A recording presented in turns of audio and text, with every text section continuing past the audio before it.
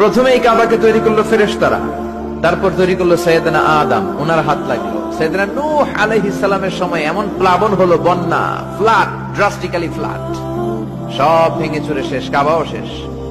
নূহ আলাইহিস সালাম নেমে আবার বানালেন, এরপর বানালেন ইব্রাহিম আলাইহিস সালাম। পড়েন সুবহানাল্লাহ।